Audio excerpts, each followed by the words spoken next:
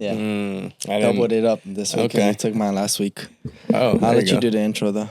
Ladies and gentlemen, boys and girls around the world of all ages, races, colors, figures, and shapes, and numbers, and all that. Yeah, okay.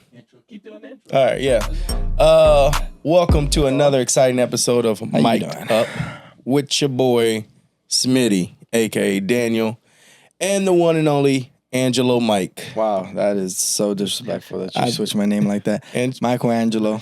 I'm going to get it right one day. Angelo Mike, Michelangelo, you do Mickey this on Mike. purpose. No, I'm just trying things out. You do this on purpose, and I don't appreciate it. All right, if you got $1 million and somebody want to be like Angelo Mike. The bank won't cash it.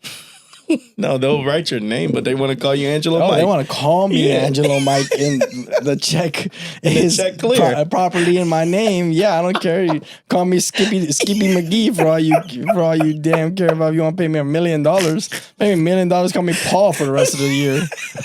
What? Yeah, you pay me $1 million just to call me by an alternative name. Yeah.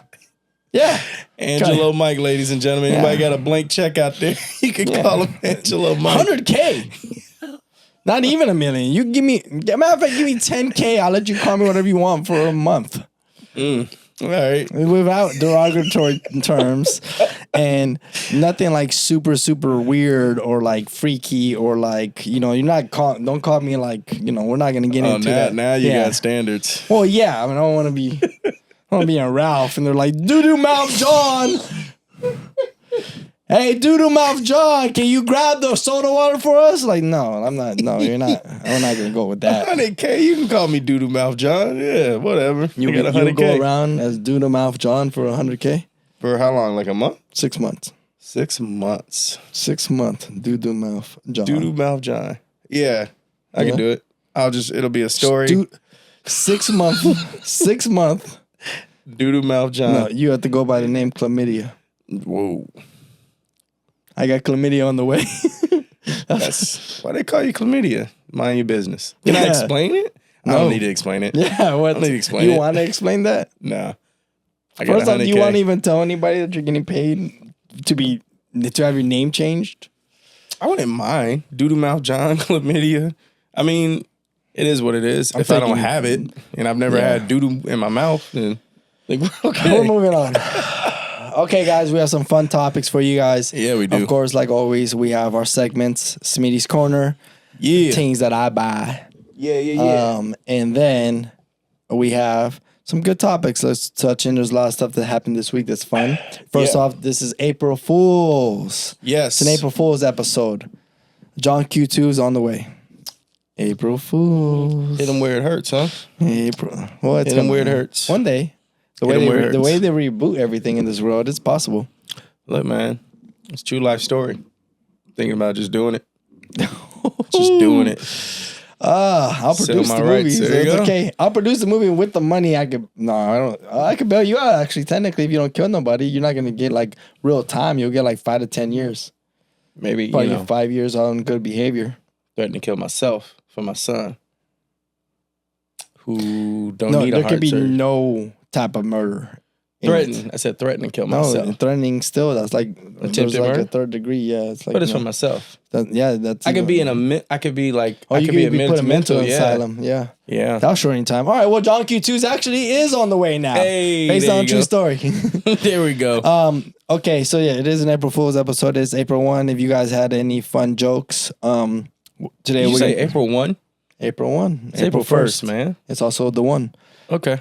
Not the 2. Don't get it twisted, my boy. All right. But we also going to talk about, I think today, Drake dropped a Nokia video. Yesterday. On Sunday. Yeah. On Sunday, he dropped a Nokia video, and that's getting a lot of buzz, but not that many clips. Really? Right. So let's get right into the segments. Nobody knows where to function. Right. So it is retrending the song. He drops a Nokia video. Mm-hmm. The song is trending. And of course, that song went trending instantly the moment he dropped the song, Baby Girl. Right. It's almost like the beef never happened. Right. That was the point. That was the point that he was making with it. And then he dropped the video. But you know what? I've seen a lot of headlines and a lot of stories. And he sourced the same people, everybody, but my friend Director X, which he'll be on. He'll be on one of these episodes soon, hopefully. Shout out Director X. X, pull up, man, when you get back in town. Man, he's such a legend. I would love to have him on. He's got, man, his mind is so. I mean, last time I saw him, he switched his entire eating habits and lost like 40 pounds. wow. Shout out. And he X. said he went through a holistic thing. Yeah, man, the guy focuses on energy more than anybody I know. Well, I know a couple other people. Tana also does that too. Energy's a big thing. Energy is a big thing. Yeah. And he's got the knowledge for it. But yeah, so Drake brought back everybody that hosted and helped him out with the Hotline Bling video, which is his most memed and his most like viral music video. It's a hot video. It's a hot video where they had all the memes of him with dancing with his knee, and he was, they had him play racquetball, they had him doing tennis ball, they had everything off the wall when he did that dancing. So he brought back the choreographer for it. Nice. He brought back so many people except for Director X. I believe he didn't direct the video for Nokia. So I was expecting when I saw those headlines, maybe we'll see some more viral clips and a lot of people talking smack about some crazy dance or, but and the whole video is in black and white. Yeah. Yeah. Have you, what do you think about that? I think it's a warm up. I think it's a nice little rollout for him. I think it's fun. I think he's going to go heavy this year in the summer? Yeah, he already announced it at one of his concerts. He was like, there's going to be a time and place where I'm going to address everything and talk about it. And I'll let you know when. The summer all over again? Probably. I mean, that guy, and Drake at the end of the day is Drake. Hey, guys, Mr. Summer Takeover for sure. You don't become Drake and not know what you're doing. Yeah, this is true. I mean, look, it was a rap battle. It lasted. Let's see how many views did it get already. Let's see. Let's go into it real quick. Now, Nokia video dropped in Sunday. So right now we're about, a 48-hour mark? Just about, yeah. 48-hour mark. And it's got 2.6 million views only. Let me see. I'm going to... 2.6 million. 2.6 million views on Instagram. What about YouTube? That's YouTube. Oh, okay. Sorry, not on Instagram. On YouTube, it's only got 2.6 million views. So here's my take on this video. Mm-hmm. Yeah, everybody says like 2015, Hotline Bling, 2025, Nokia, 10-year repeat. Yeah, like that was his plan. But here's my take on this video. It's only got 2.6 million views in 48 hours, which only. Only. All right. But for Drake, that's actually extremely low. Mm-hmm. So, and then of course, look, there's a bunch of people saying reactions that Drake's dissing Kendrick all in the video and all that kind of stuff. Yeah. Here's my thing though. I think he messed up on the video by making it black and white the entire time. Wasn't enough to catch. No, something about black and white. Like, I love black and white. Uh-huh. As a creator, I love black and white content creation. I've seen some of my friends. I saw JD do it. He, at one point in time, his entire social media was black and white for like 6 months. And then he once he went on tour for comedy, he dropped into color. Mm-hmm. And I see so much. I love the contrast. I love the black and white. I mean, a lot of my photos are darkened because of that. But it just doesn't grab the audience. Yeah, it just doesn't. It's just too. Maybe it's too artistic. But it just does not it doesn't get a wide audience. It has a serious tone to it. It has a very serious tone. A subtle. It doesn't pop. It doesn't capture your attention. It doesn't like. Ooh, it doesn't do with the masses. It's an artistic. It doesn't become too commercialized. It's artistically. So 2 point if you drop a black and white photo, you're gonna have the right 100 people see it, but not like 1,000 people see it. Exactly. I don't know. I love black and white, but I think that probably hurt. When I saw the video, I was intrigued to think that if this is supposed to be video was fire. I thought the video was fire too, but I thought if it was supposed to be Hotline Bling 2 and then all the neon signs, it was pixelated, the pixel lights and all that stuff, all those lights are technically in color. That's a big thing. Remember those lights that those used to be the belt buckles. Yeah. Back in the day. And that's all color. So I think if I was surprised to see it to be black and white with it being Hotline Bling #2. Mm-hmm. You know, to go black and white with it, with all the color. I don't know if I would have chosen to go black and white personally, if that was my resume, or also I would have just got Director X to direct it again. But shout out X again, you know? Let's see who directed it this time. Let's see. I don't know who. What if it was that?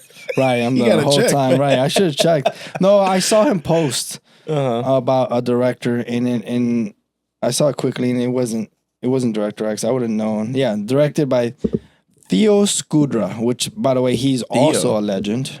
I don't know him personally, but Theo Scudra is a huge legend in directing music videos. I'm sure he's directing Drake's. He's directed a lot of Drake videos. Travis Scott's. Okay. Is maybe that his theme of black and white? Has he done a lot of... Travis Scott has a couple of black and white videos, doesn't he? Mm-hmm. I mean, everybody has a black and white. Every artist got a black and white video when you think about it. But. Yeah, everybody does have a black and white video. It's just, I mean, Nokia is just such an upbeat song in such early 2000s, which is a lot of colors in my eyes. I mean, the video was very upbeat. It just was in black and white for some reason. Yeah, I don't know. Maybe, like I said, I feel like this is the warm-up to, Drake. Maybe. Preparing. Maybe he doesn't want it to be the biggest thing in the summer. Yeah, Maybe he doesn't want this to be the biggest hit. Maybe he's got something else. He probably has 100 songs that could be the next biggest hit. He definitely has 100 songs that can be. And it's just about what he's got in the vault, what he's going to create, what he's going to do, who he's going to work with, the angles and everything he wants to go and take.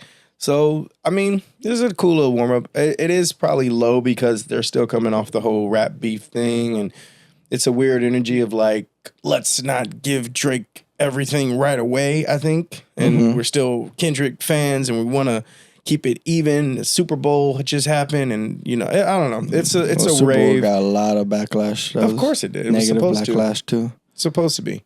But like I said, I think it's a weird wave we're in. And Drake, that's not a song that is like a Drake hit. It's a fun song. It's popping. It's a good song. Did you hear that album, the entire album? Of him and what's his name? Party Next Door. Did you hear that entire album? Which, by the way, I don't know how this is Party Next Door's album. I don't know. It's not. He just album. put it on there. Yeah, he just put it. Party Next Door is on about 4. Yeah, I mean, I don't know about. I think if it's a 100-minute album, he's on for 4 minutes. Yeah, but, he's not. It's a Drake album for sure. But did you hear the entire album? No, I heard a lot of songs. I think I heard like 7 of them. The album's really good. I really enjoyed the album. Yeah, Nokia's really good. Give Me a Hug is a good. Give Me a Hug is a great one, of course. But there's a couple other ones. Yeah, I can't remember. Tower is a good one. There's a whole bunch of good ones. There's a couple of them, yeah, for sure. I liked the album. It was cool. It was a nice. Like I said, I felt like it was like a warm up, and that Party Next Door was like, hey, just come here, so it's not just 100% Drake me. Well, there's always the back end where a lot of these albums that are collab albums are made to like kind of like shift. For these artists that are signed to big labels, that's like their finesse. I see. It's their finesse to be able to like actually get like either if both. I think if there's a bunch of don't quote me on this because I'm not 100% sure and everybody's deal is different. But like if both artists are signed to the same label, it can count towards your actual like promise to the label for the upfront money that they gave you. That could be going back to your payback dues. Because do you know how it works when you get that? Like when you sign with a label, like if you sign with a label and say you sign for $1 million bonus, that's a loan. Yeah. So they give you that $1 million upfront, and they evaluate you and they go, okay, well, we think we can make this $1 million back with 6 albums. Yeah. So like with those 6 albums, we have to make that $1 million back. But realistically, that's based off your commission. That's not based on what the album makes. Right. Say if your deal is only like 30%, if the album does $1 million, you're only paying back $300,000 back to the $1 million. But that's not all. That's not it. There's also other fees, all the stuff that get taken away. So at the end of the day, you're penny pinching. That $1 million. I mean, John Bellion, when he sat there. And he went on. He got from Live Nation. He took a loan from Live Nation. He signed with Live Nation for a tour, and he did it. He went down the numbers, and he realized there's pennies, peanuts, there's parking, peanuts, and seats, and you don't make money off of none of the merchandise, none of this parking, ticket sales. The only thing goes towards your loan is ticket sales. Towards your deals, the ticket sales. What they make on the parking, what they make on concessions. Peanuts, drinks. Chips, what they make on merchandise, like all of that. does not go towards your. So they're making all this extra money while you have to pay them back. You know what I'm saying? And if they put your tickets on sale, Oh yeah, you're getting screwed over. You're like, oh, I only make $20. You know, I'm only getting per person $5 a person.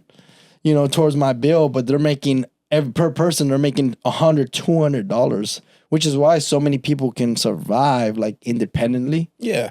Like Corey Holcomb, you know, we know Corey Holcomb. Shout out Corey. He talks to me all the time about it. Like, you know, he passes on these deals. He passes on these Netflix deals, comedy specials, these big time Live Nation tours because all of his tours are independent. So it's like money's going straight to him. His money going straight to him. So like he's not making $1 million. He's not making, you know, $1 per 1 million people. So he makes $1 million. No, he makes $100 per 100,000 people, which becomes $1 million. Right, balances out. But it's all in his pocket. Exactly. So it's less work, less people, and it's a lot less demanding, and you're not working for the man. Because then, another thing that's a big scam is that out of your own money when you're on tour, you have to. Then they have industry standards. So you have to do craft services. And not your type of craft services. So your mom can't come in there cook a wonderful meal. No, if they tell you, hey, you have a staff of 200 people, you need to order 200 pizzas from this place, that comes out of your money in your pocket. From the money that they give. We paid you for you to be able to do this. It's a way to keep, they have a way to keep people down and keep people in the system. But once you get run through it, I mean, then you get everything else that you do independent, like the brand deals, and you get run through the machine, you become famous. But yeah, and hopefully you can monetize it. And you can learn and go through it and survive. But that's probably a small percentage of people that... Like Anderson .Paak is a good example of it because that's why he does DJ Pee-wee. You know, if you book DJ Pee-wee, that's all him, his separate family, entity. Different manager, everything. It has nothing to do with Anderson .Paak and the deal that he has, with the whoever record he's, label. he's signed to. That's smart. So I don't know if this was a deal. This was a way to make 100% off an album because Party Next Door might not be signed with the deal, or he's signed with. If Party Next Door is under the same deal, then this album goes towards Drake. So that gets rid of his last, because I know he had one album left on his deal. So then that gets rid of that one last album, and then his next album, which is just a Drake album, which is gonna have all of the bangers, and the album that gets the most viral, because that might be about an album that he addresses all of the Kendrick Lamar stuff. If that gets through a renegotiation, or if he goes independently, oh my God, that's that's kind of what he's. That's what he's kind of been hinting towards. He's been hinting with the lawsuit and everything. He's been hinting and then that's been the talk in the music industry since the Kendrick Lamar beef for the longest, is just whether or not, if Drake goes independent, it's a wrap. Yeah, Kendrick didn't go independent, but basically he just launched his own label, didn't he? The GNX thing? But he's still not independent. He still loses everything. He did launch his own stuff, and he's trying to, but Kendrick's gearing up for a 10-year plan, something he can do in 10 years or 5 years, because he's not in the position to do that. But Drake's right now in the position to sit there and go, you know what I'm going to do? I'm going to build my own Universal Music. OVO Records. Yeah, but not even OVO Records. My own OVO Records is a budget underneath and stuff, but they're using Universal. He's going to build his own machine. He's going to try. His own machine. And many everything have come before him trying. Well, Kanye West tried. Yeah, but he technically succeeded. He succeeded. You realize what it takes. Can you still make 200 songs a year and run 200 employee company at the same time? Yeah. It depends. But Drake has a team though. He's got OVO 40. He's got his team. He's they got the same team like LeBron. He has somebody he can put at CEO and they wouldn't never mess up. They know Drake is Drake, and I'm not gonna, just because I'm CEO, I'm not gonna mess up the whole entire ship because of it. So. Hopefully. You never know, but yeah, they've been rocking for 20 plus years. That's why he's so successful. Well, more power to him. Hopefully, he does do what he needs to do to become the next machine. So we'll see. Maybe somebody can comment and let us know if this album went towards this deal or not. But I didn't do that much research into it. But moving on, you had a couple other topics. You said there's going to be a John Wick. Yeah, man.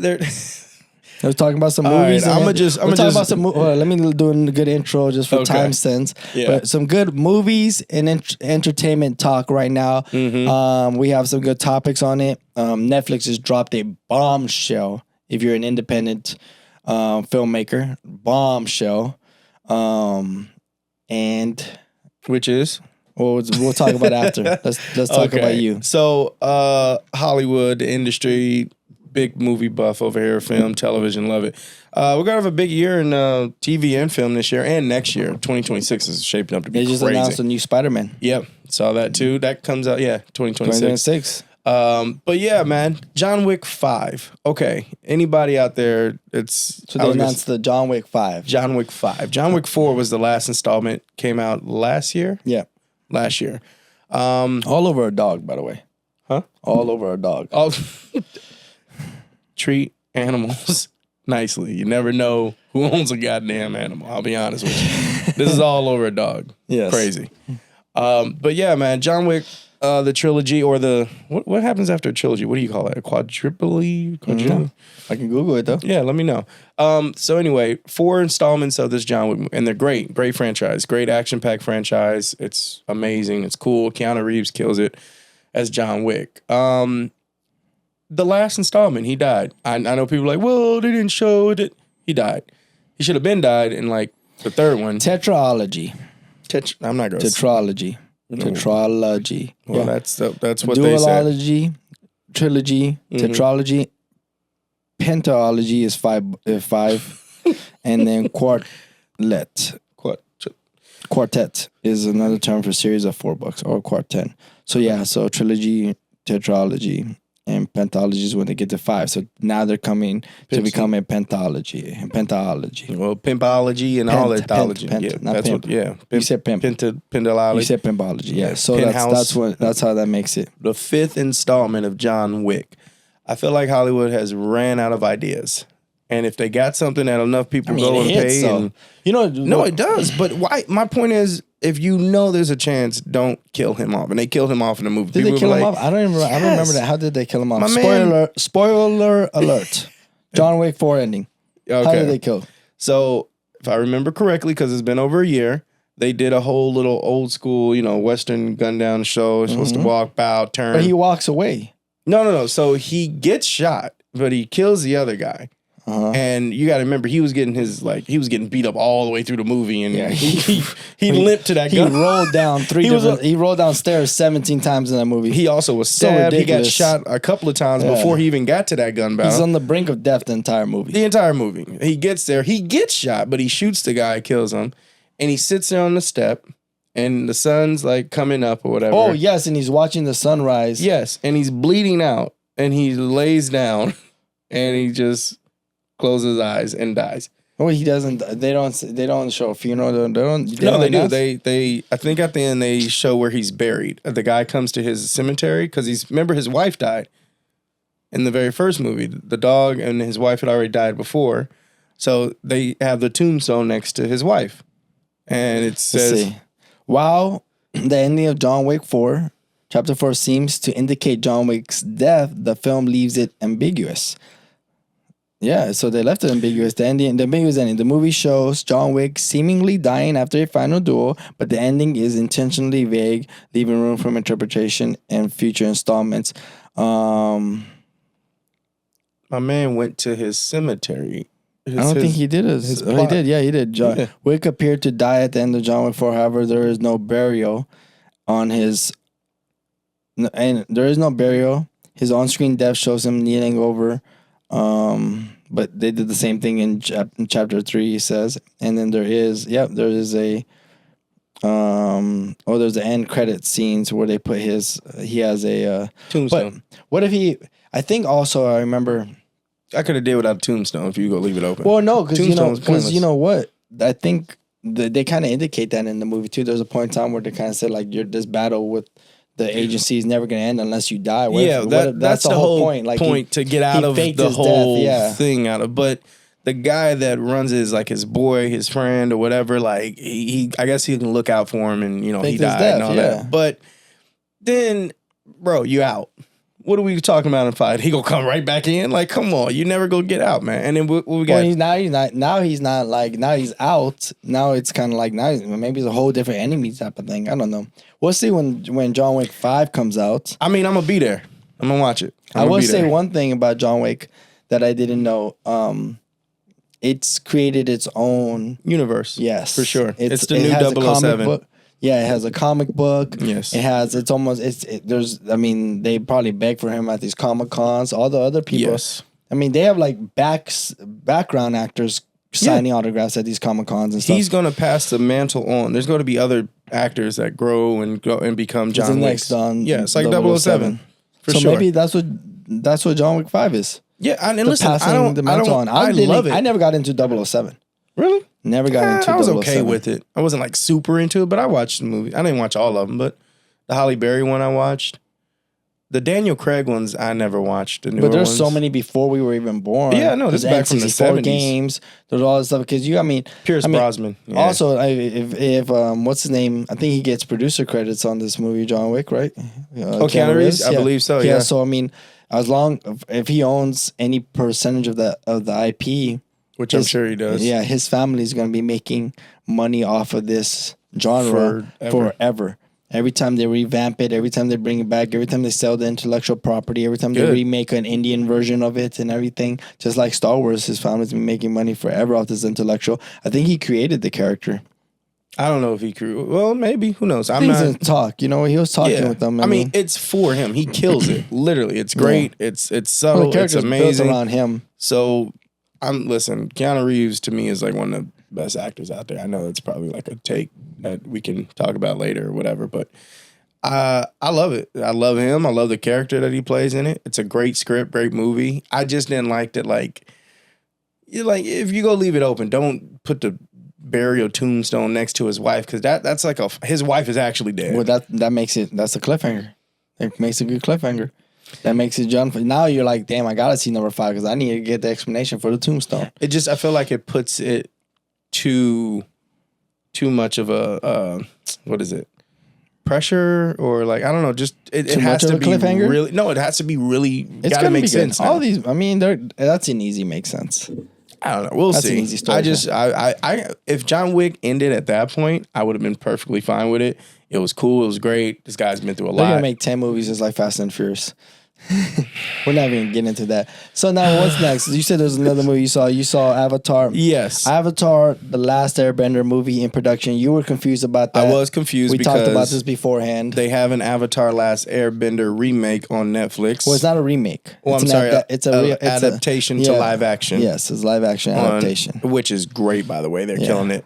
It's the same Chef's people. Kiss. I'm pretty sure it's the same people that do the One Piece. Of course. So it's whole department, the whole department, whoever they're doing over there. They fixed the department. We've talked about this before. They fixed the department. Yeah. Because they were butchering stuff for the longest. Well, bullying works apparently. So yeah, facts. They probably got some strong worded emails. Avatar Last Airbender is you looked it up. Yeah. So the one that is in production that's joined the people that's joined the cast. I wasn't sure. I thought they were doing a live action movie, and we all know about the one in 2010 yeah, M. or Night 15. Shyamalan sucks though. Listen, man, he's a horrible director. Come on, man. I wouldn't say that. That just wasn't his movie. Yeah, have you ever seen The Devil? The Devil, the elevator movie. That was him. Yeah, that wasn't a great one. Yeah, he has did a Signs. Signs was good.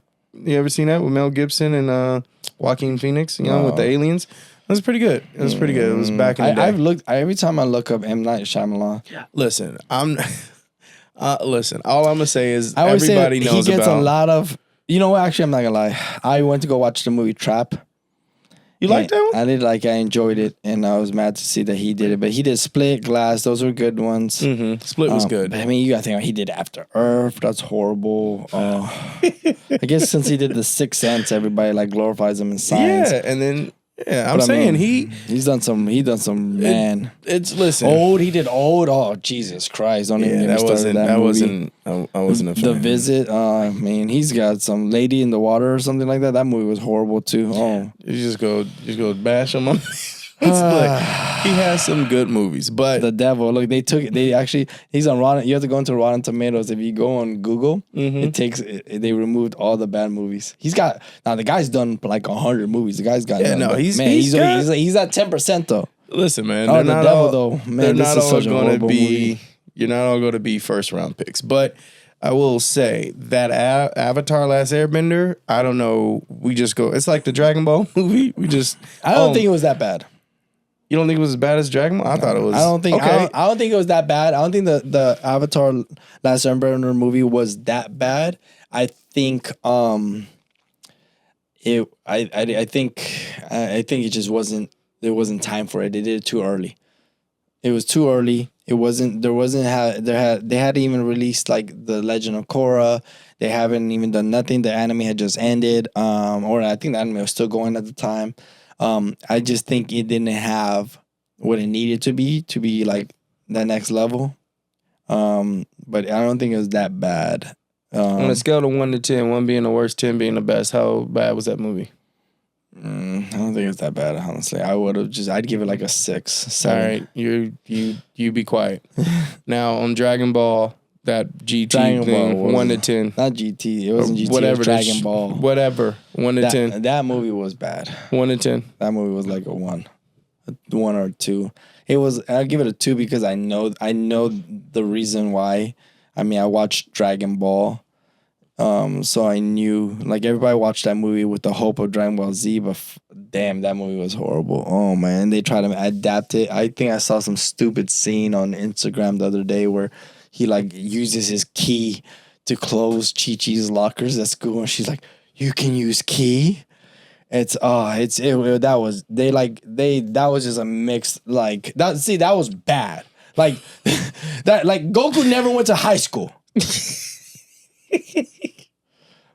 They like try to fuse Dragon Ball with like real life situations, and they kind of made a movie out of it. And then at the same time, all of a sudden now they're like back into the Dragon Ball world, and he meets Chi-Chi in high school, and Goku never went to school, and yeah, that was horrible. But like M. Night Shyamalan's Avatar, he did the adaptation. Now they had a kid that looked just like Aang, but he's never acted a day in his life. Those are like just bad acting, but man, you can't compare to Dragon Ball. Look, man, both of those movies were ass, and I don't like to cuss, but those movies were ass. Well, anyways, back to this animated. I want to move on to that. Yeah. But yeah, so it's an animated continuation from Aang. If anybody is at Avatar, Last Airbender animation, Aang show fan like I was, and my boy Angelo Mike is, I will punch you in the face. There's, everybody wants to know after he defeats the Fire Lord, the nations are at peace. But like, and if you follow later on, they did Avatar Korra. Right. So that, and everybody knows Korra. Avatars. Let me make sure I'm saying that right. Either Korra, one of them. I think it's Korra. Avatars can only come in after the other one has passed on or died or whatever. So, Aang, Legend of Korra. Yeah.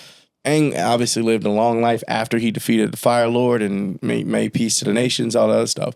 But we never saw like what he looks like when he grows older, and then or everything that went, like I was explaining to you before, was they didn't talk about everything that went into what actually like made an Avatar, what made the world when Legend of Korra came out. You know what I'm saying? Like right. What this and then in Legend of Korra they continuously referenced it, and they did small episodes and they did small little stories here, but they never really like went into depth. They never went into depth. There was never another season, and also they left it. That Avatar, I mean, they ended that season with like, okay, there's gonna be another season. They did leave it open, kind of like, all right, we'll continue after now. Yeah, they probably were hoping it for being like 10 seasons long, but I mean, it was a great ended it. But it was a great ending for Nickelodeon at the time or whatever. But yeah, now I think they went away from animation though. I think that wasn't like Avatar's choice. I think that was like Nickelodeon was like, we're just not doing animation no more. Well, no, it's Nickelodeon. They still got some. Yeah, I mean, they got Ninja Turtles and all that stuff, but they're like, I mean, anime. Yeah. That was like Aang. That was pretty much their only anime on Nickelodeon. Also Avatars, even though it's like US made, it's it's kind of like people consider it to be anime as well. So yeah, I do for sure. But yeah, so anyway, that's the movie. It's an animation movie continuation after, Aang's life, continued after with what's his girl? What's her name?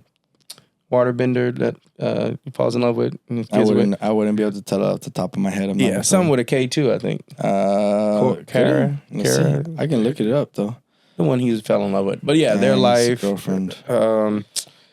Her brother, all his friends, the Fire Lord, Zuzu. Katara, yeah.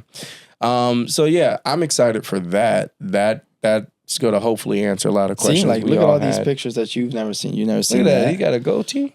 Yeah, you've never seen that. You know what I'm saying? You've never seen so many. You know what is crazy though? Something you don't know about. What's that? Is they did announce that movie, right? Mm-hmm. And the lady that actually played Top. Oh yeah, in the original Avatar, the blind person. Mm-hmm. They didn't bring her back, and they didn't bring her back they brought her back for Legend of Korra. I believe she plays adult Top, but they're not bringing her back for that movie. And she's on a rant. I saw that. I found that she went on a rant on how because she tours signing autographs and all that stuff. Right. Yeah. But she went on a rant about why they're not bringing her back as Top. And she got her little community behind her. She's trying to get the job back. I wonder why they wouldn't do that. If she's already been the adult Top too, and they're putting these characters into the movie based off of the show. I don't know, but from my knowledge, they didn't bring her in as Top, and I think she cosplays as Top. I think for the live action, she wanted to be Top. There's so much. Well, she's redheaded, so I don't know if you can be Top. Can fix that, and yeah, how many people. But either way, even for the animation for this anime movie, they didn't book her. So, which is she was with the. She was with the. Maybe they're just trying to cut corners and get somebody a little cheaper. Somebody new. Somebody new that can. That's true. She has all her hours put in, so they have to pay her something. All right. Well, that's cool. Well, going off on that topic, so do you know who's is Netflix producing the animated film, or is it Nickelodeon? I believe it's Nickelodeon that's producing it. I saw Nickelodeon right talking about that. Movie Last Airbender overview. It is. Who's producing this? Let me see. Of Avatar Studios. Wait. First production of Avatar Studios.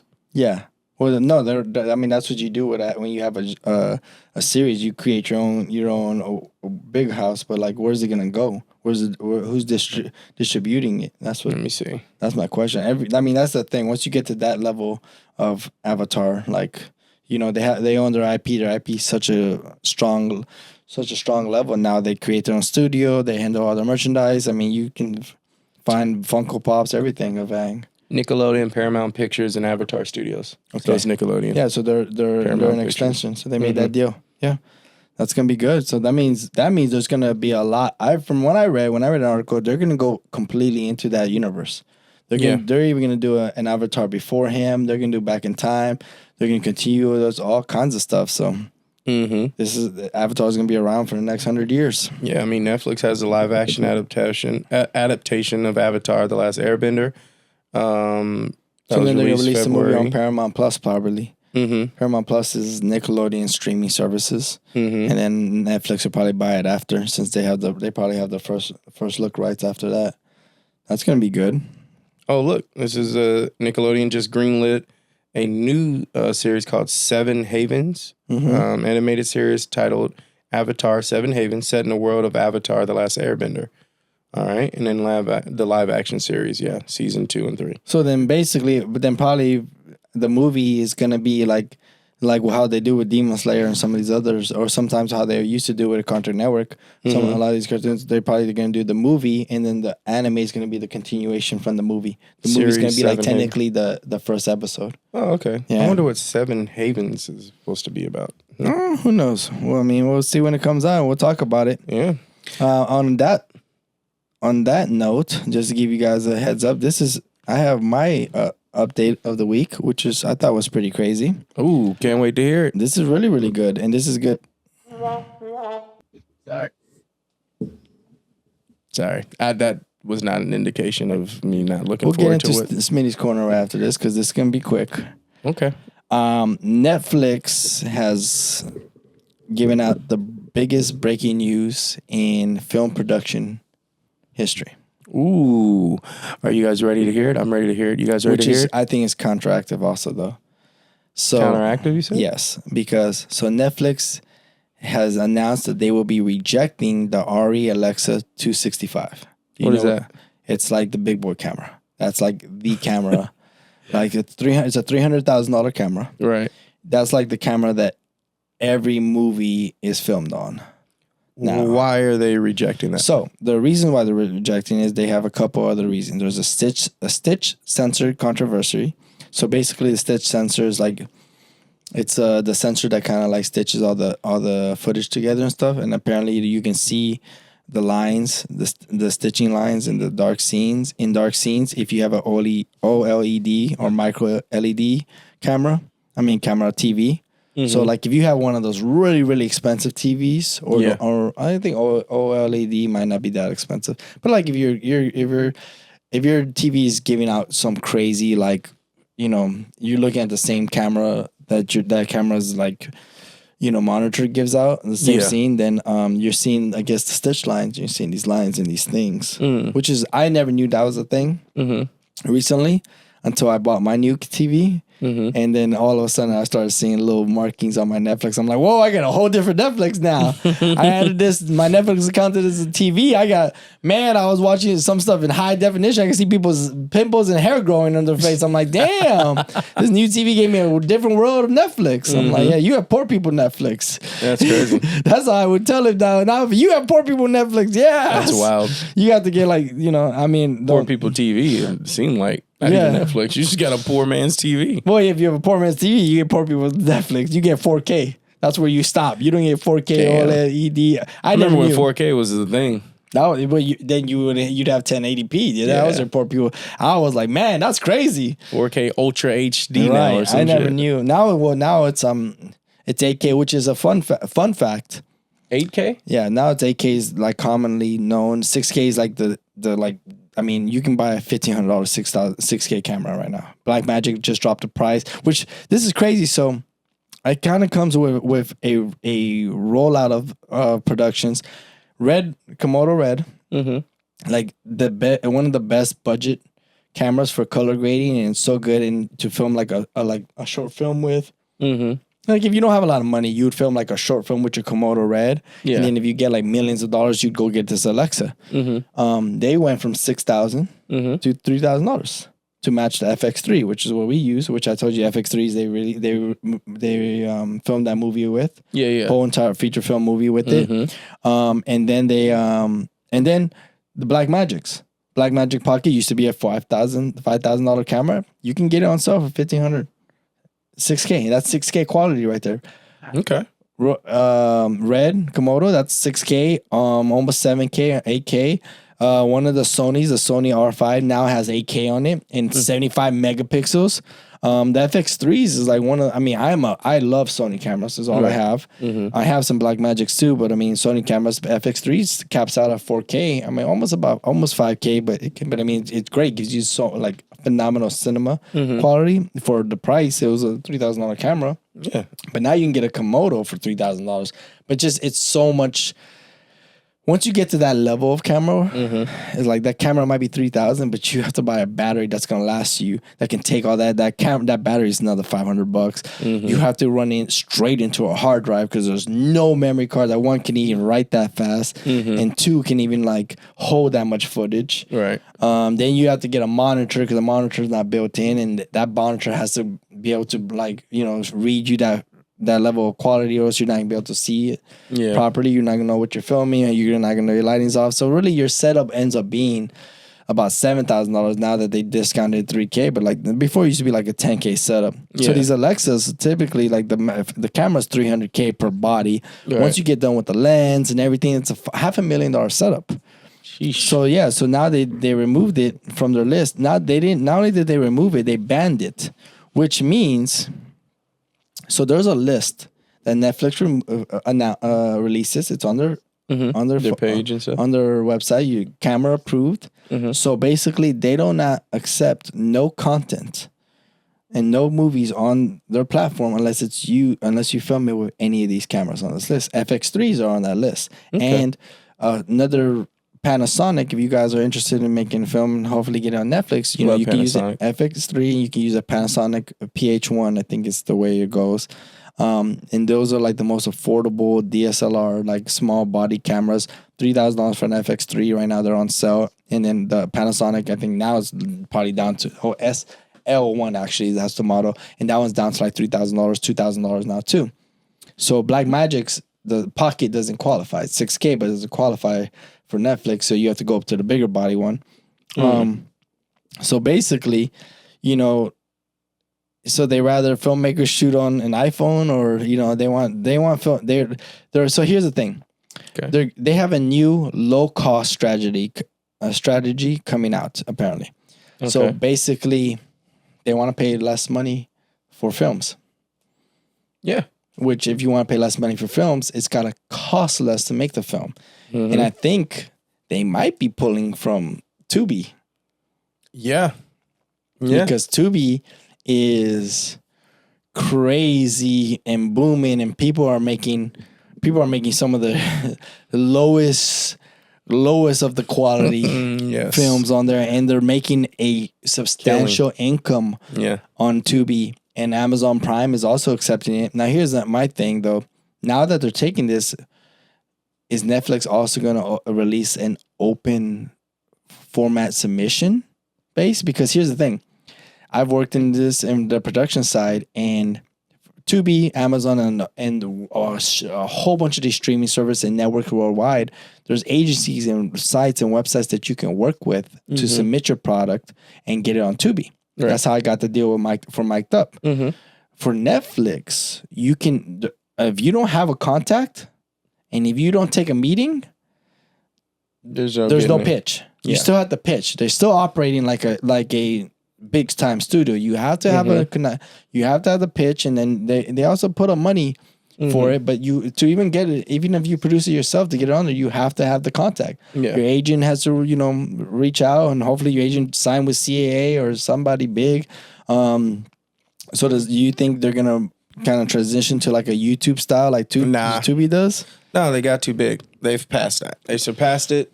If they just want professionals to stop spending so much money on equipment. Yeah, Netflix has always been for the people for the most part. They just got big. That's why they got big, because they were for the people. They blew up, and they wanted it to become a production, a film studio, which is what they are now. But they always still have that authentic. I mean, they started remember Redbox, Netflix box that you'd rent it. Not even the box. You'd have to you get the DVDs. In the mail and all that. So they know they're humble. They know where they're at, humble beginnings. But I think they understand also, like, look, people, they want more content. They want there's so many other people, like you said, Tubi, Prime Video.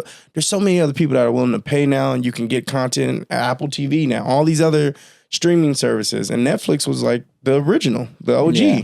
So they're like, you know what? We've got to this level because we were the ones that we started talking to and making deals and all this stuff. So they're like, we want more content. We need more content. We can have, what I see them doing probably is launching a Netflix One, a lower. That's usually what happens. They'll go into a separate entity, maybe not even, or maybe like a dedicated phone app. Like we had a friend he tried that short film app where you the Netflix for short films. Yeah. That was only an app. Like maybe like a phone app or like all the lower budget ones and people you can upload. Just like maybe they try to compete against YouTube. They can have their own version of it, different level. And actually run ads, because that was the biggest problem with the lawsuit. With SAG is that in that strike was that they were making money on ads, but they weren't running ads. They were working them like brand deals. Exactly. So they were keeping everything in the pocket. They finessed the system for the longest. For sure. For sure. But I think that's probably where they're headed, to where it's like, look, these creatives are going to, get these cameras. They're going to film. They're going to create their stuff.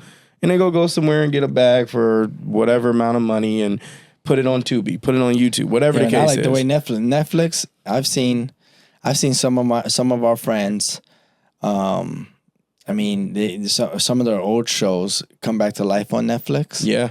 And the notoriety and the fame that comes from Netflix, because of how many people use Netflix, is a different level. Like it's almost like being on a feature film in the movies again, all over again. Yeah. And it could be like, I mean, it just, I mean, Netflix is a powerhouse. It's a powerhouse. It is it brings that fame, and you're not getting the people on Netflix. The people who have their films on Netflix aren't getting paid what comes with the fame from having a film on Netflix. But man, the fame is no. there. I think they are, because if you're on Netflix, that's like an established thing, though. No, they're not. Not getting paid that. But I think if you have a project, well, it's on elevating Netflix, your name. Exactly, it's elevating your name, and it's in like again, like you probably go from walking into the grocery store without being bothered to being bothered, right? Or but maybe opening some other doors of like other stores. But yeah, Netflix is that's what. But like, imagine if you had a feature film in theaters that give you that type of problem,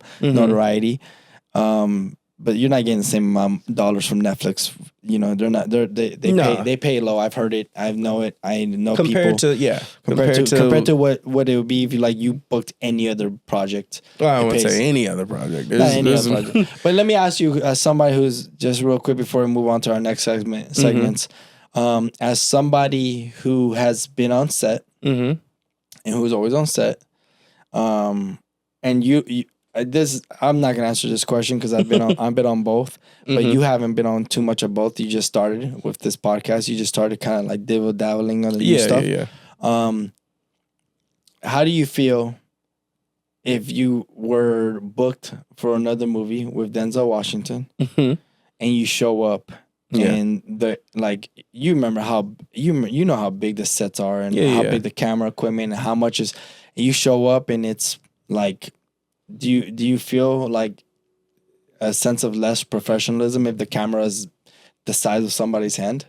No. Or what if they're like some of these movies, like, oh, we're filming the entire movie on iPhones? Depending on the production, depending on who's in it, depending on the script. Because I mean, that's one thing that I've known. People who go backwards and don't really care. Yeah. People that go forward.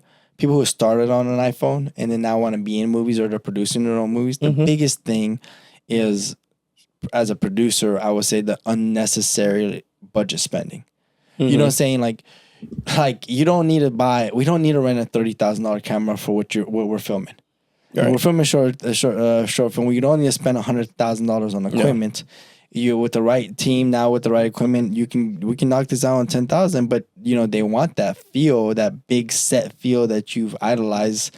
Trying to be an actor forever. They want the experience of they want the experience. Yeah. They want the craft services. They want the set closure. They want the star. Hold this iPhone correctly and make sure this money is what you filming is about to get you to that level. That's the only way. Like, if you want that, then you should be able to have that. Yeah, but I'm saying, like, I don't want to spend, there's no need to spend that money. That announcement for me was amazing. You mean I don't have to spend $300,000 for $1 million movie? I get to spend $30,000? Say less. Yeah. But I mean...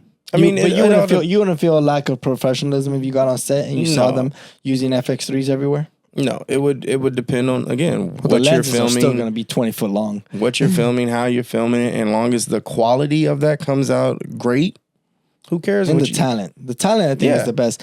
There's been some of the worst. I think what Michael B. Jordan, his first movie was done on a really, really low budget camera. Fruitvale Station? Yeah, really low budget. And, but Ryan they killed the movie. Ryan Coogler directed, the guy that directed Black Panther and made $1 billion.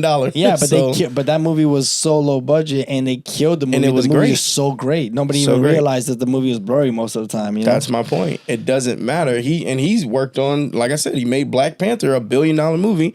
And I'm sure his camera and upgrade and all that was completely different than when he made that Fruitvale Station. They're filming. Those type of movies, they do the same scene with 5 different cameras. They have to do IMAX, they have to do laser, They have to do so many different cameras. And then they do the regular camera that goes. But the production value of what was presented was the same quality of what was presented from Fruitvale Station, is what I'm saying. Those two movies can be in a movie theater and you can watch it. The acting, the energy, and Exactly. It all depends on, like I said, who is it, what is it. Holding the camera, if it's a big camera, small camera, long as the production is good and the talent comes out and the quality is good, doesn't matter. All right. Well, time to move on to Smitty's Corner. Wait a minute. That's not it. Nope. No, That's I not, like that one. I don't. There it is. That's one you want? Yeah, you gotta. What was that? I don't know. I don't know none of these. You're the one that always presses these. Well, now it's quiet. Ooh, excuse me. It was the. Smitty's Corner. I don't have to make the sound if the song's being made. That's just really annoying. It's just it's just a lot of. See, not even. Smitty's Corner. All right, let's get into this. Again, this is a sports segment. You're gonna win. This clap's a lot longer than Right? Let me do an introduction for you. Okay. Okay.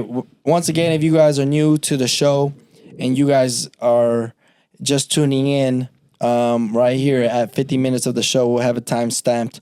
Smitty's Corner is a sports segment of the show where we update you guys with things that happen, talk about and get deep into it on the moment, because this guy's a sports guy and that's what he does and he loves it. So we get into it and he knows more about it more than me. I just kind of know the logistics.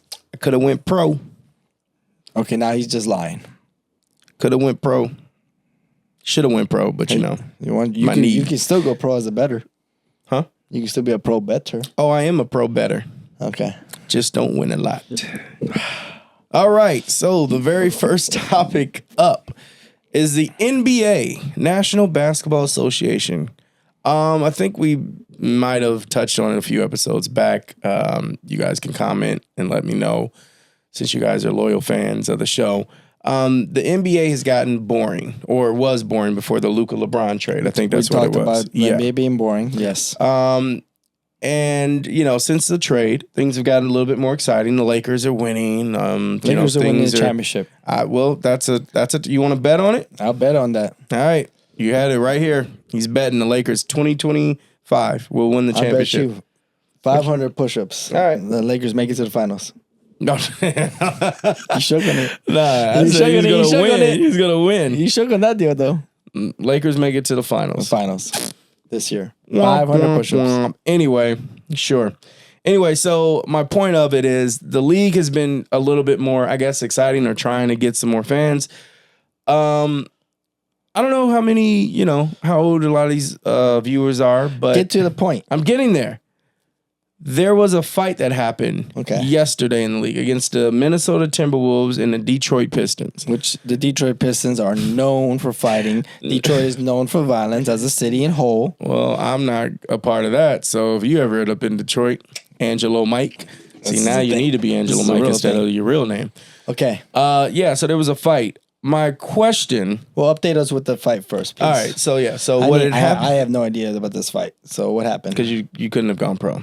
Anyway, wow. So 5 players, and the NBA on Tuesday suspended 5 players for their roles in altercation in a game between the Detroit Pistons and the Minnesota Timberwolves. I'm not going to say all these guys' names because I'm not going to say it correctly. But when did it happen? That's what I want to know. It happened, when? Yeah, yesterday. did it happen like near the end of the game? Or like, was there in the second quarter happening? Because the original time the Detroit Pistons fought, they were losing badly, and they decided to get a fight.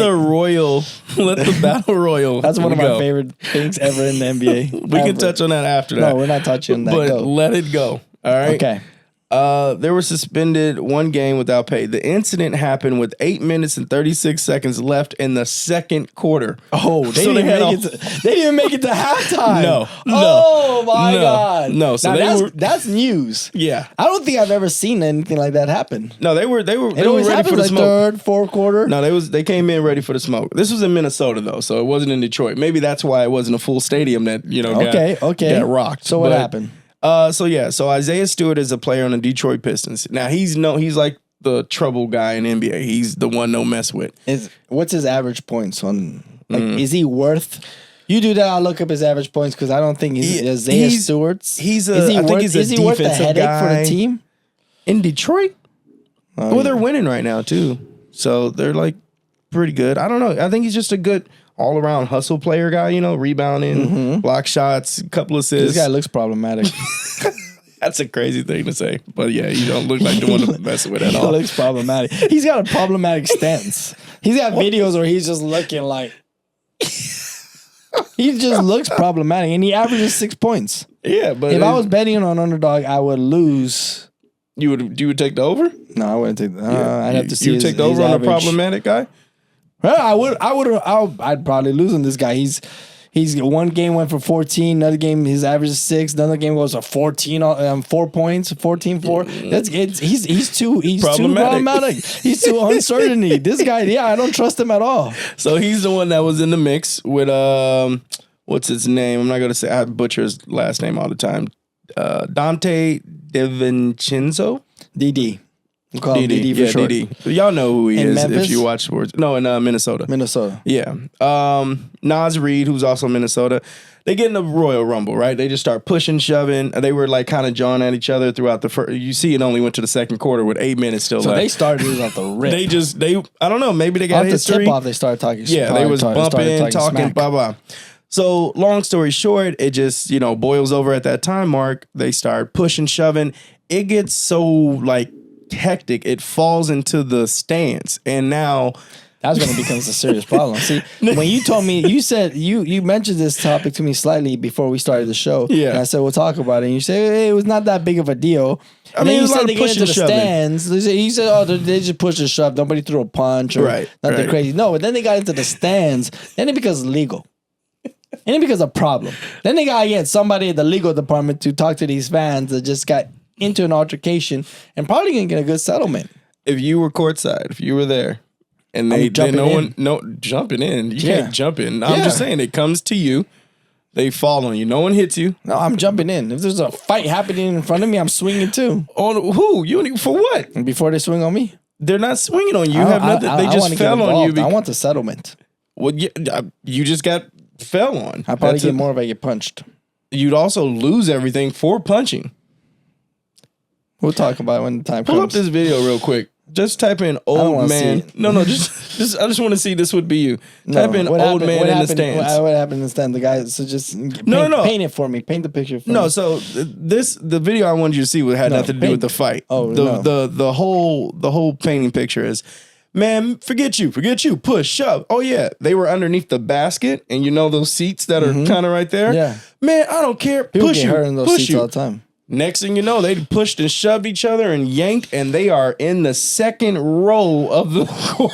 So the first cameraman, the first seats, they have surpassed all that, and they're in the second, almost they've passed third. Media and the floor seats. Yes, they are almost in the third row. In a pushing battle? Like they're laying on people, pushing and shoving, and like cameras over on the floor. Players are like grabbing. There's coaches. Oh, coaches got ejected too. Both head coaches. Yeah, you told me coaches got involved. Jesus Christ. I was like, well, this isn't.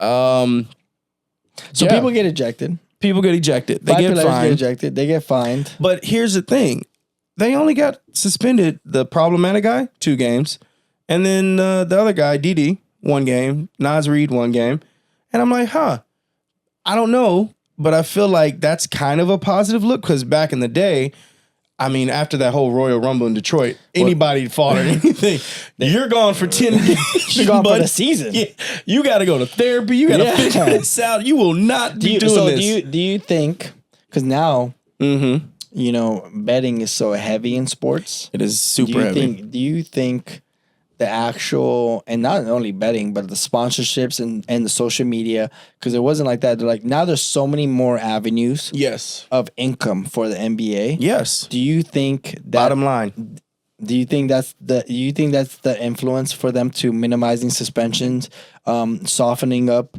the NBA and trying to actually make the call? Because I think, we talked about this before where you said like it's so boring to the point where like you can kind of like write the script and know what's about to happen this season in the NBA for the last like 5 years. Yeah. Now, do you think that's them trying to like actually maximize their profit? Because they always say one of the oldest sayings in the book is like Vegas made the call whenever something happens.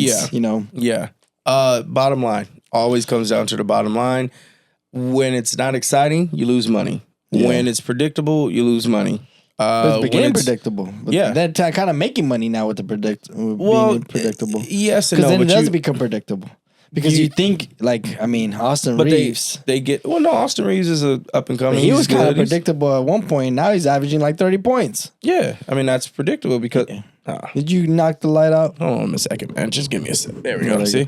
Yeah, but he used to be a cold 15-pointer, 14 points, 15-pointer. Now he's that was with that team with AD. But with Luka on there, he's a triple double every night. So you get 20 something. Yeah, but I'm saying the point is like I think the league is finally starting to understand. Oh, bottom line, money. These players stay on. We won't suspend them as much. We get more betting going. We get more opportunity, especially in the playoffs. They used to you couldn't leave your bench. I mean, you still can't leave your bench or you get suspended. But now, I think it happened either last year or the year before. Like they had like an altercation and they didn't suspend the player because it was playoffs. Before, it didn't matter. You suspended. You kicked off. They didn't suspend the player? No, they just fined him a lot, but he was still able to play. Now, if he was like actually fighting somebody. His first time ever having that problem, though? I think so, yeah. I'm pretty sure they have a first strike rule. Yeah, but I mean, this guy deserves to be gone. You went down the list. He shouldn't. He should be suspended for the entire season. So he loses his pay and everything. Yeah, but then they're not in the playoffs yet. And but how's he gonna But how's he gonna learn? I mean, you hit your pockets. That's how you learn. Yeah, I mean, with a fine, but not, you really hit your pocket, you get fined, and you don't get paid for the rest of the season. Then they did that to old boy from the Warriors. They sent him to therapy. Who, Draymond? Yeah. No, I don't think they ever like suspended him. They did suspend him for like 2 months or something. No, they did suspend him a game in the finals against the Cavs and the Warriors. That's when Cleveland came back from that 3-1 deficit. But he also like punched LeBron in the nuts. And that's what I'm saying. I mean, and he was also like, but kicking he was problematic, people. So he was constantly being suspended. They sent him to therapy. They made him. There was a point in time where they made him like, hey, you need to figure things out, or you're not going back on the court.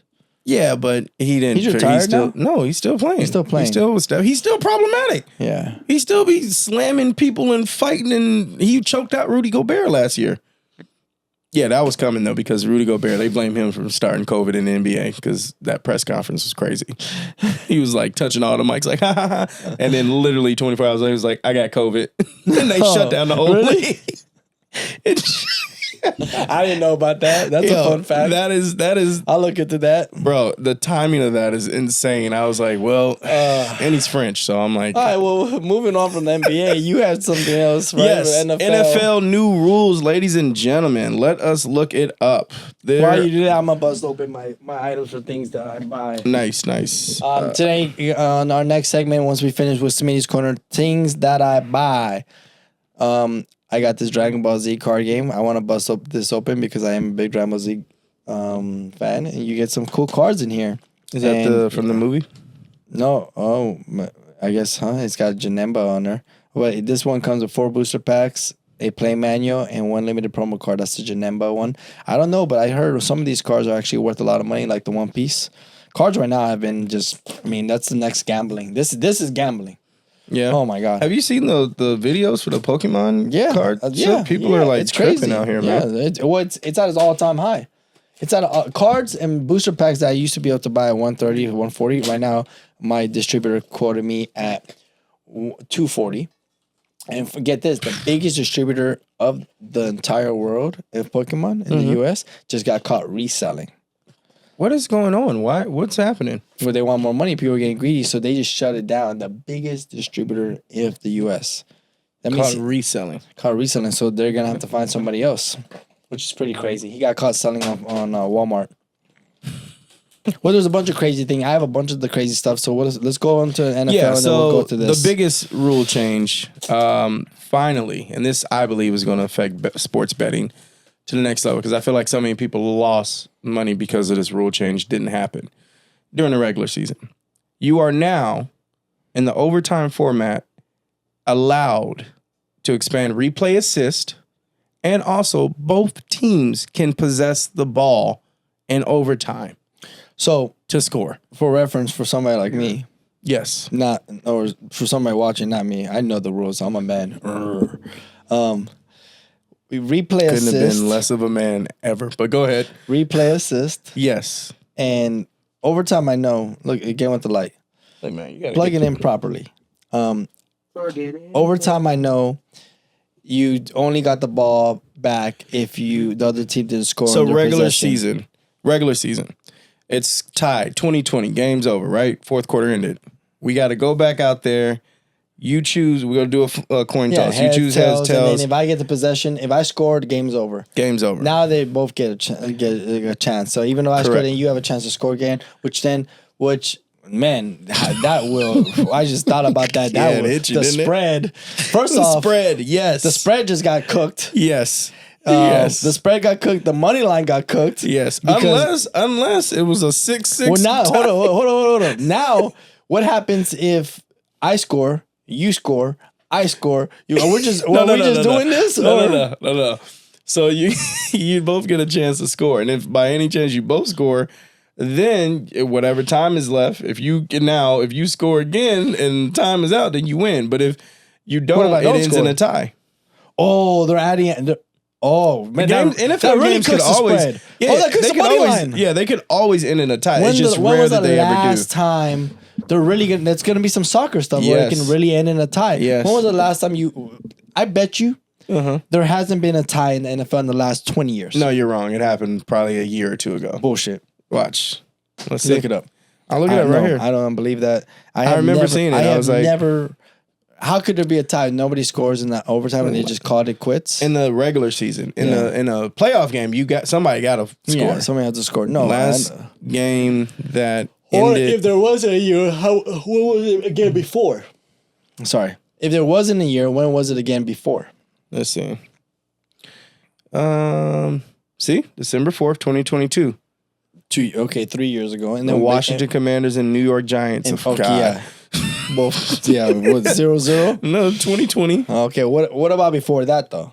The Jacksonville Jaguars, who joined the NFL in 1995, are the only current NFL team that has never all recorded. Okay. Let's see. When did ties in? Has NFL playoff game ever ended in a tie? Let's see. No. No, games cannot. No, they cannot. Okay. It's NFL game ties in history.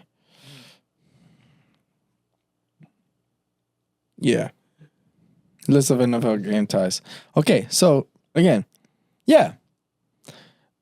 You're talking about 2020, 2017, and then the next time before that, it's like 2012. No, mine's 2022, 2017, 2012. 2018. So I got 2022, 2018, 2020. So you got a 2-year break. 4 year, normally 4-year break. It happens. It's just not all the time. But now it's going to be happening a lot. And that could really, oh my God. Do you think they're going to adjust the whole entire betting scene too? I think. Because you have to add that. They have to. They have to. Well, now, before, because I just be betting my little $5. $5 could turn into big money though. It does when you do a good parlay, a 9-leg parlay. Hey. But now, like, before it'd be like money line, like plus 100, minus 100. But if like you chose tie, if that was even an option that they gave you, it was like plus 5,000, plus 10,000. I don't think it's gonna be like that no more. It's too easy for it to be a tie. No. No. With that new rule, it's too easy. Time runs adds out. chances, but it's still rare. Okay, well let's say this now. Rare. How many times do you think there's gonna be a tie this next season coming up? 2 tops. 2 tops, but there wasn't one at all last season. No, the last one was 2022. So what was the first thing that you said? Because I have no idea what that is. Oh, assist replay. So basically, when like things happen live action, fast paced, and the refs may miss it, or he was stepped out of bounds. So it wasn't a throws catch. A flag, or someone challenges the play. Mm-hmm. Okay, what about it? So replay assist is basically like they don't have to do all that. If it looks questionable, the games can just, like, someone upstairs that's a ref or a camera can be like, hey, let's pause the game. Let's take a look at that. I think you might have missed that. And without the coaches wasting the timeout, without anybody, it's replay assist of like, they do it now with like scoring a touchdown. Every touchdown has to be reviewed, even if he runs in clearly. Yeah, but now for everything. Yeah. Well, so that's going to, man, the people who gamble in the NFL are going to be, Vegas made the call. They're gonna hate. That's exactly what it's gonna be. no replay assist, or why would you replay assist that? Because the spread and this and it's only. I have some friends that really gamble. Going with them to the game, they blame everything on the gambling. Yes. Oh, they want to ruin the spread. They want to cook the spread. They want to make sure there's like. I mean, I get it, like but I don't know if they're really like. I don't know if they're really like manipulating the game like that. That's not. Listen, man, it's still people. These guys are talented, professional athletes. It happens. House always wins. Oh no. And here's my thing. But if you're gambling, you gotta be gambling ready to lose. Yeah, and if you know that the spread is gonna always blah blah, I'm betting with the house, but you don't make no money, or at least as much as you could betting against the house. But that's why they call it gambling. That is a very questionable thing to add. Yeah, man. Listen, it's gonna be an interesting season coming up for sure. We're gonna be here for it. We got Smitty's Corner all through the thing. Yeah, and I got my underdog bets going through. We're going to make underdog coming in. Real good Sundays. These packets are really, really cool, by the way. Look at these packets. Oh. Is that 17? Is that Gohan? Yeah. Give me Gohan. No, that's not Gohan. That's Gogeta. I don't want that. They got Dragon Ball Super Frieza. Is Frieza ever going to die, man? Frieza's annoying at this time. And then they got Android 17 from GT, that's unique. So let me show you guys a packet. GT was a so terrible things that I series. buy real quick before I even go into these. Which here you pick which two you want to do, and we'll see if we get any of the chases. Stop bending the cords, man. Yeah, don't bend my cards. Here's things I buy. One, I didn't buy this, but my friends over at Pokestop next to Equivalence, they're launching this. Shout out Pokestop. Yeah. They gave me my Charizard statue, which this is cool, guys. You guys check them out. It's right next to Equivalence in Encino. That's fire. Yeah, it's super cool, right? It's gonna be like it's a Pokemon resale store, but they have all the cool stuff. And they're right next to Equivalence. They're on the block. Now, here's another thing. I got myself a little Labubu, but not really a Labubu. I got myself we sell them at Things Cafe. Man, that is Chip from Chippendale. Yeah, it's like I got the Mickey version, and it's mystery, so I could have got like Donald Duck. Anybody? I got Chip. This is exactly what I wanted. I don't know if this is Chip or Dell, but that's Chip. He's a red nose. Is it okay? Damn, that's cool that you know of it. So I got the one I wanted. Oh no, Here's I'm sorry. Dale is a red nose. Here's the thing. I posted about this on my Instagram about the fake ones. Like people are going crazy for these, like Pokemon Labubus. Yeah, going ridiculous. So we sell them at $45. We sell 100% authentic. But the fakes, people are sending the full box of the fakes for $45. That comes with all 6 of them, and but it's funny. Some people are buying the fakes and it's missing an arm and all this stuff. But I mean, the Korean pop artists, they're the people that really made this popular because they put them on their Birkin bags. I'm gonna put it in my Louis Vuitton bag when I go to Mexico this weekend with El Cristiano tequila. Not an ad. There it is. There it is. We're doing our Friends and Family Festival this weekend, and where we take some of the best people that support the company and support the brand and drink El Cristiano tequila, and we show them how it's made, and we take them to our farm and the foundation. We have an orphanage that we support with the company. Oh, yep. So I'm bringing a bunch of toys, and we go to foundation, and we're celebrating our little brother's new show coming out. Shout out Jesse T. Usher. You guys tune in. I'm talking about Netflix. You guys tune in for Pulse this April 3rd. It's April 3rd. Tomorrow? This Saturday. No? Saturday? What? Oh, this Friday. No, it's like Wednesday or Thursday. So it's Tuesday. It's the 1st, 2nd, Thursday. April 3rd on Thursday. It's Thursday. Let me just double check real quick. We're friends with them. Pulse show. No, it's April 3rd. Just look at the calendar. Well, I got Master Roshi. Premieres April 3rd, yeah. Yeah, April 3rd. That's Thursday. Thursday. Yeah.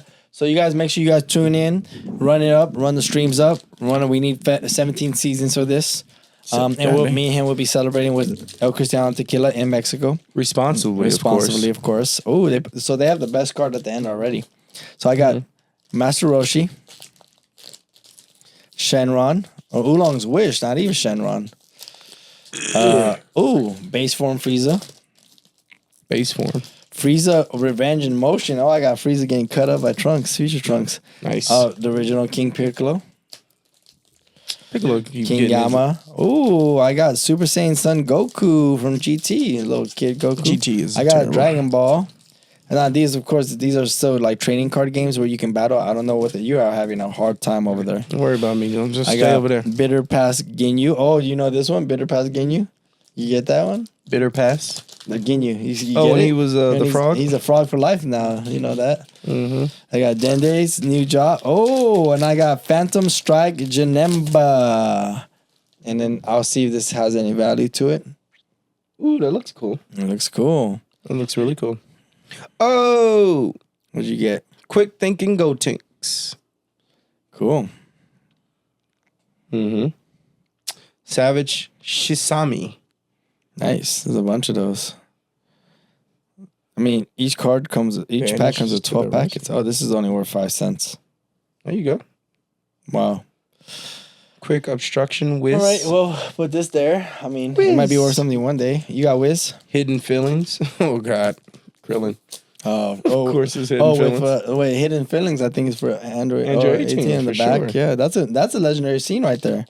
They end up being married. Yeah, no. She loves him. Protects That's the hell out of him. because he was simping really hard. That's for her. crazy. That's why not because he like wished for her not to die. Yeah, simping really hard. It's called love, man. All right, Learn it. all right. I got my trusted. I got Yancha. Nobody cares about Yancha. Endless Malice Android 17. This is after he lost his sister and he just started like Going crazy. yeah. I got Super Saiyan Blue Goku, but it's Okay. not a hollow though. That's a good one. Tri-Beam TN. So like, did these guys just stop doing martial arts when they realized Goku was just the best? when they realized just kept getting when they killed realized every they time. They can't really fight anymore. They would just show up to the fights and watch. But Yeah. what what's do you that? want them to do? Get What are you doing? What are you showing up for? What if I got what if King stuff Piccolo really hits the as my fan? hollow Oh, on this one. okay. That's a looks nice one though. Yeah. These are nice. I mean, they put good time into these cards. Ready, stance, Son Goku. Ready for the action, I guess. Ready. Mm-hmm. And look at your hollow, Master Roshi. Max power. Oh, I got two Oh, you got hollows. 2 hollows. Oh, that means you probably got chasing the other one. I got Vegeta, no holding back, and Max Master power, Roshi. Master Roshi.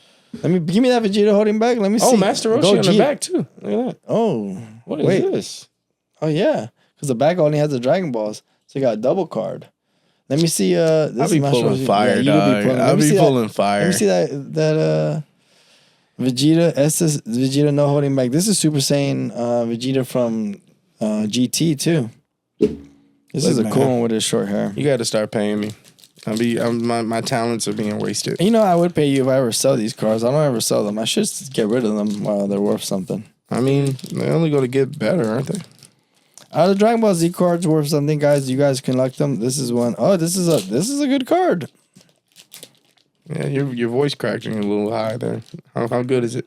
I mean, not super good, but it's a $20 card. There you go. If I grade it, like $3 ungraded. So I mean, that's cool. I don't know if anybody really collects these cards like this. How do you feel the Labubu thing? If your girl would you be okay with your girl having a fake Labubu?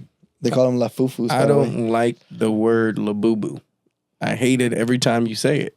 What is a labubu? So you had a Lafufu?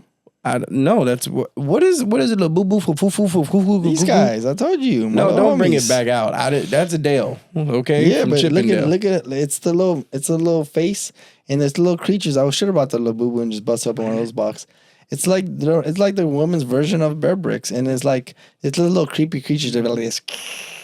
Labubus, they're like, and they got like little There's teeth. your thumbnail. And they and they got red eyes, and then Yeah, they man. got Look, chases. it's just They not put for them in me. the Birkin bags. I'm good. But girls are buying the fakes. Well, I mean, think I about. wouldn't be able to tell. I've the had a difference. question with a girl before. She said she would never date a guy that wears fake Jordans. Damn. Hate These to see are it. little boo boos. I mean, stop showing me that. But I see it in person. now should guys hold that same exact thing? Like if you would never date a guy with fake Jordans, then maybe guys shouldn't date a girl that has a fake Labubu, has a Lafufu. Guys probably shouldn't date a girl that has anything called la hululu hula hula hula. That's horrible that you say it like that. that. Did you get any good cards in the second pack so we can wrap up the show? I think so, man. Oh, I got What's a a double. hollow? Just go straight I to got hollow. two We don't double. care about that. You got another double hollow? Jesus Christ. I didn't get a double hollow. Wait, is that a hollow? That is a hollow. Huh. A hollow Bulma, Dragon Ball Secret Bulma, and then Combiner. I'm pretty sure this is nothing because it's. I mean, nobody cares about that character, but it's still Negotiator too hollow. Krillin. I forgot Krillin became Fed. Yeah, he was an officer. Anyway, so we're gonna wrap up the show. We're pretty much at a good time. This show somehow went for an hour to an hour and a half sometimes. Our last episode was an hour and a half too, but we're having fun. It's a good And talk. you guys are Good here. topics. Tune in. Please keep tuning in. Please keep liking our shorts, sharing it, liking, sharing.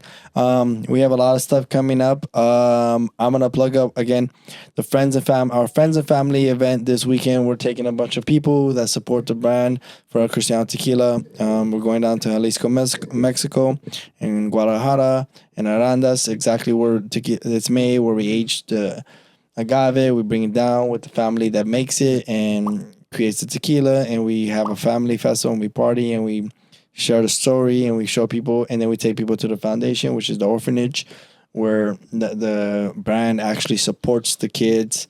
I myself are bringing a bunch of toys for the kids. Nice. And, the brand does have a foundation that's attached to it because it's all about purity, passion, and purpose. And that's where Cristiano stands on and believes in. And we also have Pulse coming out this weekend. Pulse. April 3rd. Make Shout sure you out guys... Jesse T. Usher. Jesse Usher is actually the star of the show. Yeah, that's what I heard. Yeah, He's got a pulse in it. He's at Pulse. Well, he's actually first on that call sheet. Is This he? is his first time ever first on call sheet. He Wow. didn't tell you about that? No. Yeah, it's his first time as first on the call sheet. So There you go. he's Shout first on the out. call sheet. Big moves right there. Big moves. Yes, sir. Big time. Yep. April 3rd. Run it up. It's a Netflix. It's an emergency show. It's like It's the new ER. It's a new ER basically, but it's Netflix, and this is Netflix first time doing their own. They buy a bunch. Yeah. This is their first time actually producing their own medical drama. Yeah. So it looks great. It looks amazing. It's based on Quality. in COVID, based on Miami. It looks really, really good, and I'm excited. I'm for excited it. for it for sure. I'm gonna be watching it every chance I can this entire weekend, even while we're in Mexico.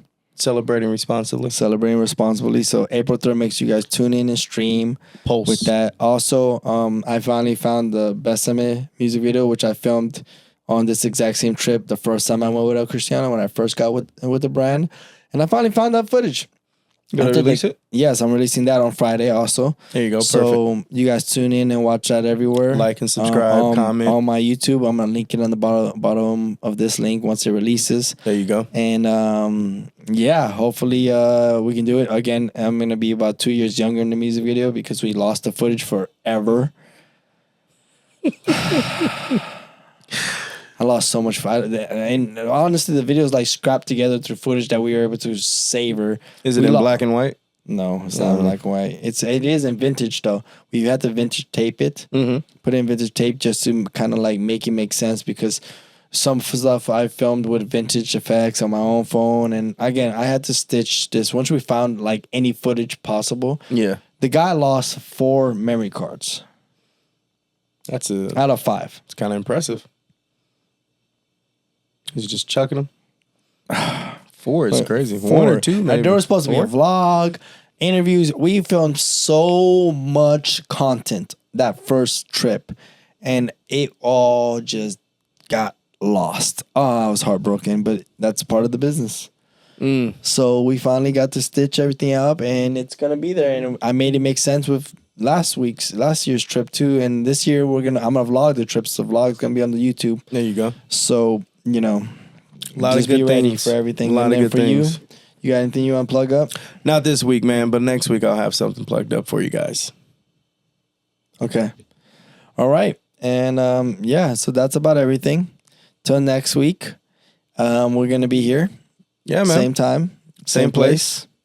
Jinx, you owe me another episode. Sounds good. No. So again, ladies and gentlemen, thank you for joining us for another exciting, fun episode of Mic'd Up. Get that out my face. La Fufulili, or whatever the heck This that is is. even Labubu you like though. Well, I hate it. Anyway. This is a mystery box. I'm so glad I got this. This is going on my little bag. I could have left it there. But anyway, thanks again. This is your boy signing out. Smitty, a.k.a. Daniel, Angelo, Mike. We're out of here. With the Labubu. Deuces. Make sure you guys like and subscribe. I was saying like, subscribe, share, follow us on Instagram. Everything's below. Comment, please, guys. And be nice in the comments. We know what he looks like. Later. Can't wait for them to talk about your double chin. The rule There of thumb we is go. 3 inches. I know you don't have. I got the rule of thumb. Uh huh. Plus. Sure. Whatever you say.